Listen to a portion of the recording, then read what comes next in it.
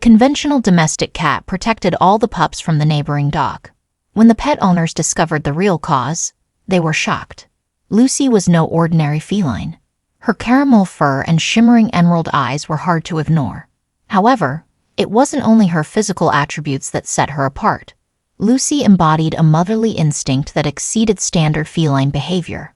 The Johnson household, comprising Sarah, Tom, and their child Emily, offered Lucy a home when she was but a kitten. They discovered her shivering with cold and fright, nestling in a cardboard box near a grocery store. Emily, a little girl of merely 8 years of age then, was immediately smitten with the small kitten and pleaded with her parents to adopt her. The initial weeks in her new residence were tough for Lucy. She sought refuge under the bed, only venturing out after dark for sustenance.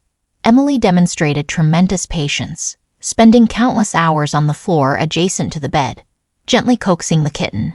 Ultimately, Lucy began to trust her newfound family. As Lucy aged, her personality continued to blossom, proving to be an impressively intelligent, inquisitive cat. Lucy soon mastered the art of unlatching doors, toggling light switches, and even delivering Emily's school backpack during the mornings. Over time, Lucy exhibited remarkable compassion towards other creatures. When Emily once arrived home with a wounded bird, Lucy instantly assumed the role of its caregiver. She spent innumerable hours by the box that housed the bird, vigilantly guarding it and even attempting to nourish it. Owing to Lucy's nurturing, the bird recuperated and managed to regain flight. On a particular occasion during a fierce storm, a nest of baby squirrels fell into the Johnsons' yard. Undeterred by the heavy downpour, Lucy darted into the deluge and painstakingly transported each squirrel to the safety of the porch. She kept them cozy throughout the stormy night until the cessation of the rain signaled the return of their mother. Lucy established herself as a true gem of the locality. Residents frequently dropped by the Johnsons' home to appreciate the exceptional cat. Kids loved interacting with her, and the feeling appeared reciprocal. One day, Sarah observed Lucy exhibiting peculiar behavior. The cat frequently perched by the window, staring forlornly into the horizon. Her appetite dwindled, and she seemed sullen. Concerned, the Johnsons decided to consult a vet.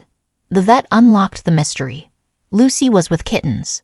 This revelation invoked a tidal wave of emotions in the family. Emily was enthusiastic about the idea of little kittens. Sarah fretted over Lucy's well-being, whereas Tom was already deciding how they would cater to their new companions. The forthcoming week was consumed with preparations for the soon-to-be-born kittens. Emily constructed a snug haven with used bedding and cushions. Tom procured special nutrients for expectant cats, and Sarah consistently kept an eye on Lucy's well-being. Then the birthing day arrived. Nestled in a corner of the shed, Lucy released the humans of their assistance. The family keenly awaited word, catching intermittent mellow purrs from the shed. After a few hours, Lucy shambled out, appearing fatigued yet graceful. To the Johnsons' astonishment, she had no kittens trailing her. Tom gingerly peeked into the snug Lucy had fashioned for herself, and his spirits plummeted at the sight. 3 tiny kittens lay lifeless. They were stillborn. The veterinarian, who was summoned at once, explained that this occurrence is not unheard of, particularly in juvenile cats. Lucy was inconsolable. She would not abandon her nest, perpetually licking and attempting to warm her kittens. The Johnsons were unsure of how to alleviate their cherished pet's sorrow. They attempted distraction with toys and delicacies, but Lucy was apathetic to their efforts. A week elapsed, and Lucy finally deserted her hideaway. But she no longer had the vigor the Johnsons remembered. She grew silent and introverted. For hours on end, she'd sit by the window, gazing into nothingness. Emily attempted to engage her in play, but to no avail. Sarah and Tom were increasingly distressed about Lucy's well-being. They sought counsel from the vet, endeavoring to find methods to help the cat surmount her somber mood. Emily even began vocalizing to Lucy in hopes that her voice might pacify the troubled feline. Then, on a sweltering summer day, everything altered. While playing in the yard, Emily caught an odd sound from beyond the fence. Moving closer, she spotted Lucy carrying a puppy in her mouth. A minuscule, whimpering black puppy. Emily was taken aback. Calling her folks, All the Johnsons soon looked on in shock as Lucy delicately settled the puppy on the turf, nuzzling it as if it were her kitten. The Johnsons were at a loss as to the origins of the puppy and the best course of action. Tom suggested bringing it home, contacting the authorities, or taking it to an animal care center, but Sarah was reluctant. Observing the affectionate way Lucy was caring for the puppy, she was unwilling to separate the two.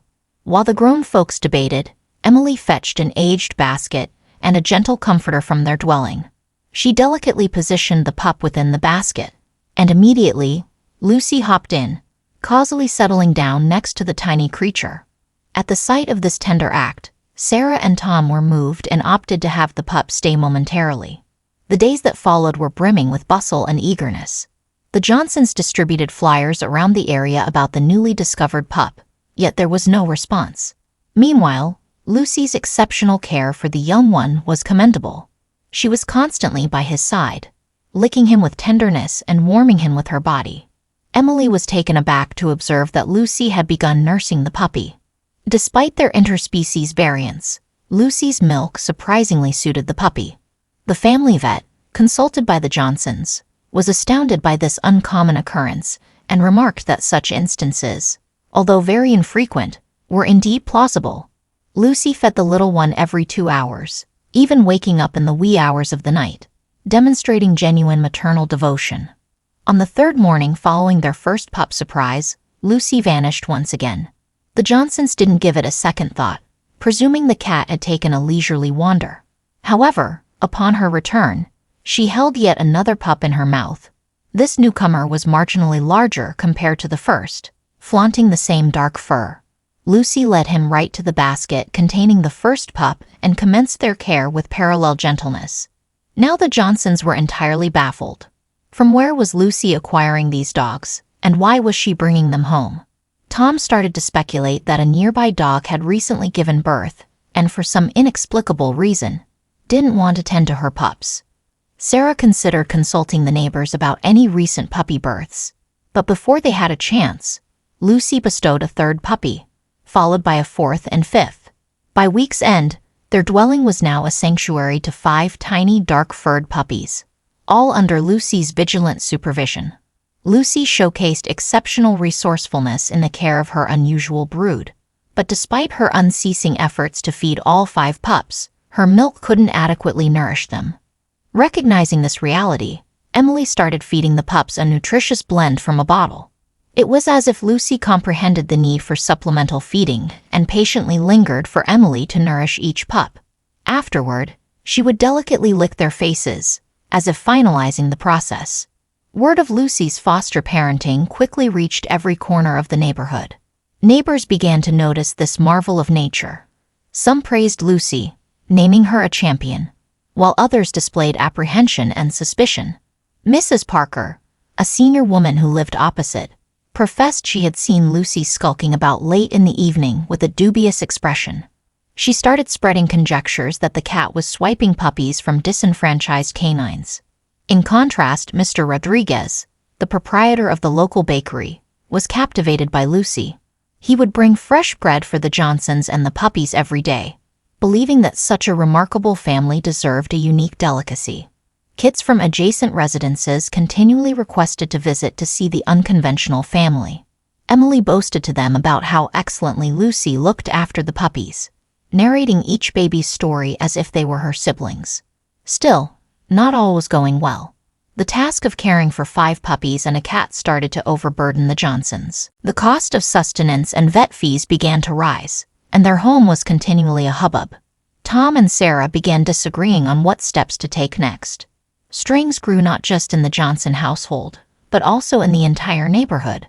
Some neighbors began discussing the need for animal control services. They feared Lucy could pose a threat if she were genuinely swiping puppies from other dogs. Tom began to feel they were under constant observation. From their back property, he could see neighbors gossiping and pointing at their windows. He even noticed a man with a camera snapping photos of their home from his car. Sarah was nearing mental exhaustion. She adored Lucy and the puppies, but the incessant scrutiny and criticism from the neighbors began to take a toll. She developed an apprehension about exiting the home, feeling the disapproving stares. Witnessing her parents' torment, Emily resolved to intervene. She embarked on her investigation, aiming to establish where Lucy was sourcing the puppies. The girls spent hours by the window, observing the cat, hoping to trail her on her next excursion. In contrast, Lucy seemed entirely oblivious to the turmoil around her.